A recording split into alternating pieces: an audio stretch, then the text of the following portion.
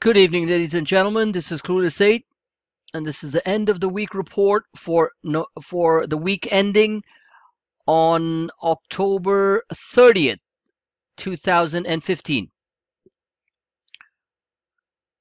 Going back to the lows of August, going back to the lows of September, as you all know, and specifically my members, my active members, free trial subscribers, pretty much everyone who's been following me knows very well what my thoughts were. My predictions, my charts, my forecasts, my comments, my macroeconomic game theory forecast, if you want to call it that way. I call it predictive game theory, and also my behavioral game theory, which dealt with the sentiment of investors, large institutional traders, the media, CNBC, Bloomberg, the average sentiment in overall in the forums, on StockTwits, on my own service at the Clueless 8 trading service, to say the least, was depressed. People were in a state of despair, and nobody, in my opinion, could have imagined that we would come back to the breakdown, almost back to the breakdown levels of August 18th, right there, 2014, right?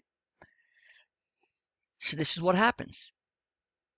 Now, one of the key lessons in life, which I believe very strongly, and as you know, I'm very unscripted and I tell you what goes on through my head and what I feel at that time. But one of my strongest beliefs and dictates in the way I lead my life is that when you're going through an experience, you have to learn from it. You have to learn from it. What we have gone through is monumental. This monumental drop from the 18th of August, culminating in the 1200 point, I believe, drop on the Dow on that fateful morning, down to 1831. That was the 24th of August. Unprecedented. The volatility that ensued after that. Then the sharp pullback back towards the lows again. And today we're just going to purely focus on technicals, okay? And not really go into the too much into the macroeconomic game theory and the reasons behind all that stuff. That's all laid out in all my video casts. Go to my YouTube channel, Clueless 8 YouTube channel, listen to it.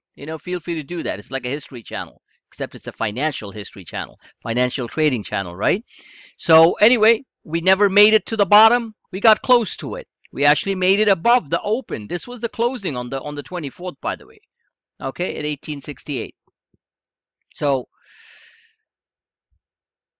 the bottom line is that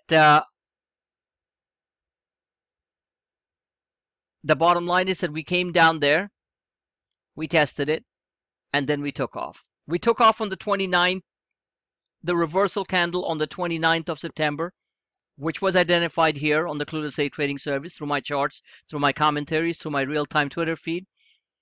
I did not expect this market to move this fast, this quick. But you know what?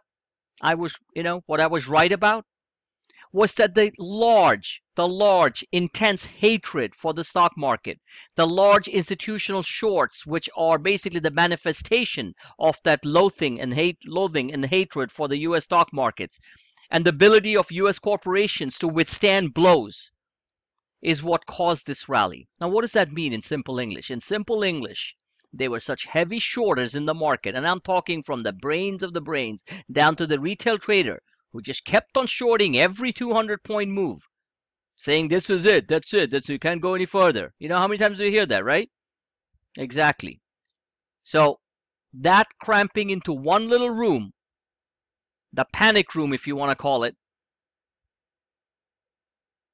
the algos and the high frequency trading programs knew exactly where to basically go for the hunter killer. I call it the hunter killer algos, to zone in and decimate them. So basically the shorts who got cramped into into a small room, imagine this room, okay, all shorts, SS, super shorts, and this is what happens. They got hit on every angle.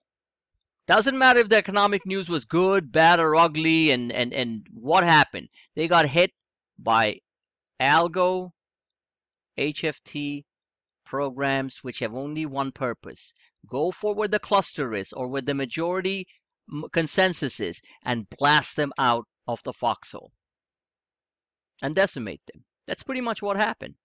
Now, what I'm hearing, and you guys might be hearing this too, that there are still a cluster of institutional shorts who are so dogmatic that they cannot believe the market can do this, so they refuse to budge, covered their shorts, they're in deep pain, deep loss, and they're still clustered. So maybe they're clustered here. So what happens? Maybe the market gets here. That is the top of the channel, right? Around 2150. Remember the highs on the market were 2134. Seems so long ago, right? And then we're moving in a sideways trading band that I kept on showing. And then we just, the waterfall impulse decline, the huge crash, monumental. So the point is that if you look at this channel here, the upper end of this channel is basically where the market wants to go on a tactical basis, all right? In the meantime, shorts who keep on, if the shorts, it's bear trap as they call it, right? Basically just suck in the bears into this little honey trap and then bang, hit them. So the point is, unless we have some real directional change in the market on the downside, and I'll show you what those levels are, okay, so you guys can write it down and put it out there, then we are going to basically climb higher. And the 2150 mark for, let's say, the end of the year, maybe, or maybe by November, I don't know, because things moved really that fast, right? Very fast. Is very, very possible, very doable. But in the meantime, as long as we have a large cluster of dogmatic institutional and retail shorts who keep on shorting the market, cannot believe that the market can climb higher, cannot believe that more than 75% of earnings, companies that have come up with earnings in this quarter, the third quarter earnings being delivered here in the fourth quarter, and I did say that before, have delivered numbers that have beat the lowered consensus. Remember, the stock market is a game of expectations, just the way life is. When you expect the least, you get the most. You expect the most, go in with a big thing. Oh my God, I'm going to just be great. Well, guess what? Expect low and receive high. This is my terms, okay? Lead life that way. It works. Expect the bare minimum. Work hard, prepare, use your mental fortitude, and you'll receive huge rewards, whether it be emotional or whether it be monetary in the form of dollars, greenbacks. It happens. So as long as the expectations were low, and I did tell you a couple of times that we were going into this quarter with expectations of almost negative 5% on the earnings, bottom line earnings. Well, guess what? They're beating that handily. What I like about this market, and I'll repeat it again, is the fact that companies are being punished, individual companies are being punished if they're not delivering, and they're being rewarded by huge moves, and we have caught quite a few of them. I don't need to remind anyone. The Amazons, right? The LinkedIns. What else? I mean, I'm just losing track here. The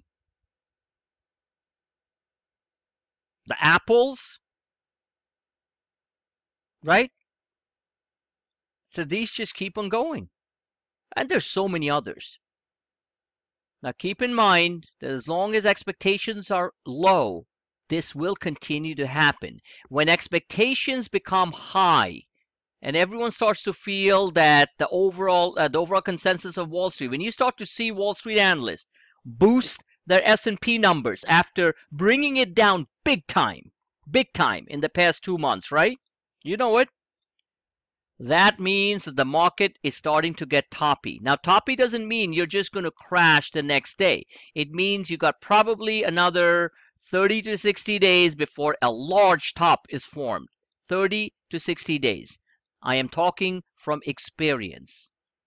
You're paying me that very minimal amount of money every single month, not to hear my lovely voice, but to basically share my experience, my tactical forecasts, and my ability to dissect, analyze, and filter through news for our maximum benefit better than most people out there. That's really what I do. Experience is the master of life. So what I'm telling you is that even now you have a significant amount of Wall Street consensus, and of course among our midst, retail investors and institutional investors who are very bearish on the market. So I got the next last 5 minutes here on this 15-minute video cast, and I'm going to go through stocks tonight too. I'll do another video cast. Keep it at that. Where this is what I'm looking at: clean lines and channels. Okay, let's keep it that way, and you'll see how good this works. And many of you have gotten really good. I'm very impressed by the trading abilities and the chart reading abilities of many of you who have worked with me closely on the group advanced coaching sessions, which reminds me, I sincerely apologize that I couldn't do one tonight for some family related reasons. Everything is good, but just time constraints. But I will do one if there's enough attendance tomorrow, Monday, November 2nd at 8 p.m. Eastern Standard Time. Like to get people up and running right at the beginning of the week so they're prepared. So many of you have learned well and keep on applying, and I'll tell you, that's fantastic. That's my whole goal. So here we are, upper end of the channel, we get to about 2150. I think that happens probably by the end of November, if not by December. By December, we could be higher. That 2200 could be reached. And if I analyze a whole bunch of these lines, I can arrive at the 2200 number. On a short-term basis, this is a daily chart. So this is what I'm looking at. I am looking at here. We are looking at a maximum reset at the lower end of the channel. So you would be looking at like this. So somewhere around 2040. That would be almost picture perfect, right? Like here. So you got this here. That would be nice. A little slippage. No worries. What we don't want to see, to be honest with you, is this green line, this massive breakout, right? This is the green, this was where the Fed failure was. This is where we broke out from, right? Third attempt, we broke out. I knew this was going to happen, and I said it. This was the big breadth thrust. Huge the other day on around the 19. Took everybody was surprised. Like, oh my God, right? Happens. I explained the breadth thrust phenomena, the escape velocity, what it means. In some of my older video casts, escape velocity is when you have enough thrust and power to break out of the magnetic force of whatever's holding you back. It's normally a NASA term used for shuttle and rockets to fly into orbit. We have to escape the atmospheric gravitational forces of Earth, Mother Earth, into orbit. So that's what happens. Markets do the same thing. You have to do it with a massive move up. And then you create, then you're in orbit. Once you're in orbit, you don't want to fall back into the gravitational force of the pullback. So what we don't want to see happen is this breakout line here. This is somewhere around 2020 and slightly below, break below, because at that point, this crossover, which is precious, the crossover of the 34 and the 50-day moving average, and I said this was going to happen, and it happened. Okay? This crossover gets weak. So we don't want this line here to break down, because at that point, we're going to slide down, try to hold the 34 and the 50. If we punched it hard enough, we're going to see this one was a green bar. We'll see a nice fat red bar. And the next thing you know, we're kissing 1950. So we want to stay in the 2000s for sure. We do not want to go back into the 1950s and the 1940s, right? So that's the whole point here. Anything can happen. I'm prepared for anything. Keep your trades tight. Let the runners go, but you need to manage your own trades. Let me move on to looking at individual stocks here. I've explained this very clearly. I'll put this static chart out there for all of you to review. So keep in mind, the channel needs to stay intact. This downtrend line should get retested, but shouldn't break that hard that we come and kiss the 1990 level, because at that point, the 3450 starts to get weakened. Let me move on.